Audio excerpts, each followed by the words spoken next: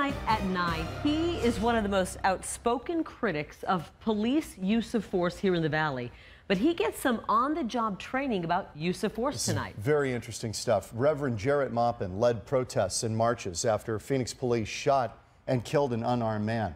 Well, tonight he gets a chance to experience the split-second decisions that police have to make when encountering a suspect. And our Troy Hayden was right along with him tonight getting the training as well. This must have been eye-opening. It was. It was a really interesting experience. You know, we've all watched those protests all over the country after police officers are accused of shooting people who aren't armed. But what would happen if one of those protesters felt what it was like to wear a badge and then be put in a life-or-death situation himself? So I'm going to have you put the holster on right inside your belt loop there. Jarrett Maupin gets his weapon. You might recognize him as a high-profile organizer in the minority community. Just last month, he led marches on Phoenix Police headquarters after an officer shot an unarmed man. We want his badge. We want his gun. We want his job. Today, he accepted an invitation to look at things from the other side, agreeing to go through a force-on-force training session with the Maricopa County Sheriff's Office. 3 scenarios where you have to decide to shoot or not shoot. Scenario 1 is a call about a man casing cars in a parking lot. Maupin approaches the man and starts asking questions. What? Wave your hand in your gun. You're looking for your vehicle. What kind of car do you drive? Wave your hand in your gun. What kind of car do you drive? This is my car, man. Oh. Maupin, the officer, is shot. It happens that fast. At what time did you think that it was time for you to address the use of force that was given? When he came to the back of the vehicle, okay. and was hiding. You know, I could sense something was wrong. Scenario 2, a call of 2 men fighting. What's going on today, gentlemen? What's wrong with you? What's going on today, gentlemen? What do you want? What's happening here? What's wrong with you? Back up. Huh? What are you doing, man? Hey! Hey, he shouldn't approach me. He shouldn't approach me. He shouldn't approach me. He shouldn't approach me. What happened in there? Yeah. What are you doing? You just shot him?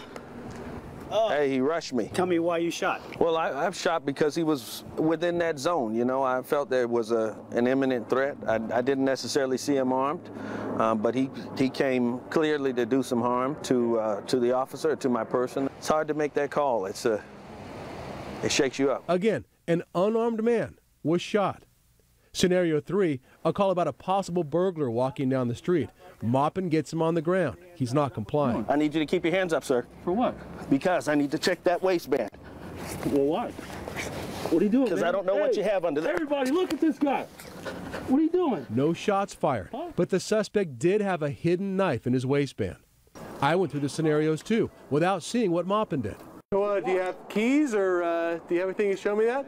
Don't worry about it. No, I need to talk to you. Come on out over here. Well, I'm dead.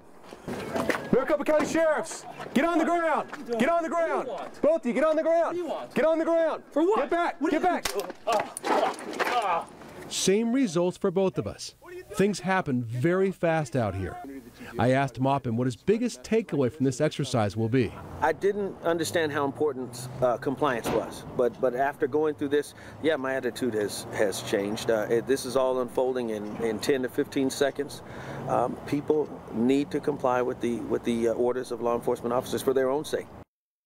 Thanks to the Maricopa County Sheriff's Office for taking us through that today. It was an eye-opener. That's a tremendous admission that Reverend Maupin just made. Right. That you need to comply for your own safety. Right, and he saw it. I mean, he plainly shot a man who was not armed but was coming at him, and he felt, you know, that he was unsafe at that point, that he was coming after him, and he fired. Yeah, and I don't think any officer goes into work thinking, I'm going to shoot and kill somebody today. No. But these interesting, things happen, like the guy coming from behind the SUV, boom, and you're dead. And you are. How 6 shots he got off. How did you feel about those scenarios when you were going through them? Did it change your perspective? Yeah, I've been through one of these before about 4 or 5 years ago, but it just reinforced how fast things happen. And you think at the time, oh, I can think through this and I can figure this all out. No, it's just, boom, it's just there. Yeah. It's that fast. I have a lot of respect for Maupin for going through that. Yeah, I agree. I do too. And agreeing to go through that and seeing it from the other side as well. Do you think it changes the way he approaches these issues going forward? He says he's going to go out into the community and say what he said at the very end there. You have to comply with what police officers tell you. Let everything sort out at the end,